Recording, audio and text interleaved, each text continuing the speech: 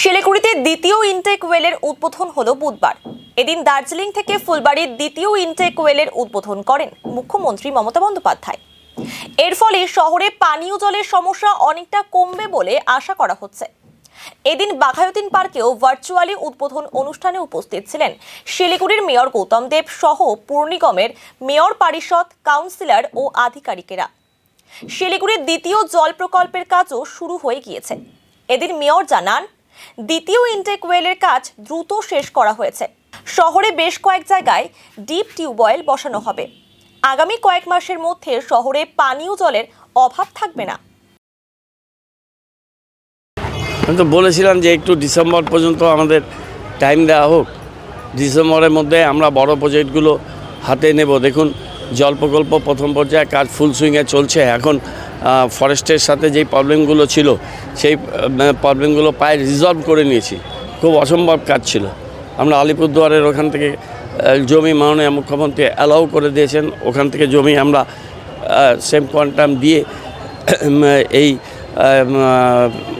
ফরেস্টের ইস্যুটা আমরা মিটিয়েছি এবং এসটিপি 2-এর যে ইরিগেশনের সাথে যে অসুবিধাটা ছিল, যেটা অনারেবল ইউডিএমএ মিনিস্টার ফিরহাদ হাকিমের ঘরে কেএমসিতে মিটিং করেছিলাম, আজকে 3 মাসের মাথায় তারও স্যাংশন ওরা দিয়ে দিয়েছে ইরিগেশন। সুতরাং আমাদের ফার্স্ট ফেজটা 2-3 মাসের মধ্যে এসটিপি চালু হয়ে যাবে। আর সেকেন্ড ফেজের যেটা বাধা ছিল সেইটা শেষ হয়ে যাচ্ছে। আর ফার্স্ট ফেজের জায়গাটা চয়েস হয়েছে এসটিপি 1, সেটার কাজও হয়তো খুব তাড়াতাড়ি সেটার কাজ শুরু হবে। এখন ইউজি কেবেলের কাজটাও অনেক দূর এগিয়ে গেছে। ফার্স্ট ফেজের 199 কোটি টাকার ওয়ার্ক অর্ডার হয়েছে। এখন ওদের কিছু টেকনিক্যালিটিস আছে, সেগুলো কমপ্লিট করে সেই কাজটাও তারা শুরু করবে। সেটা একটু টাইম লাগবে, কিন্তু তার আগে আমরা আরও 7-8টা ডিপ টিউবওয়েল করে নিচ্ছি, যে যাতে মানুষের কোনো জল কষ্ট না হয়। আগামী 8 থেকে 10 মাসের মধ্যে শিলিগুড়ির মানুষ জল পাচ্ছে না এরকম ব্যাপারটা থাকবে না।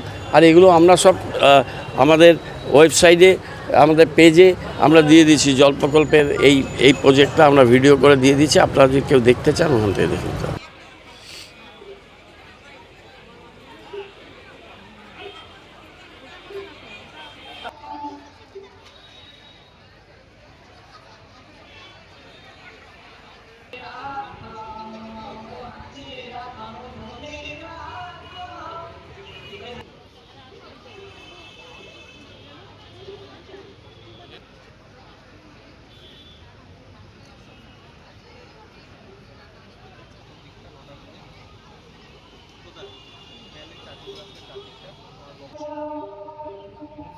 Thank you.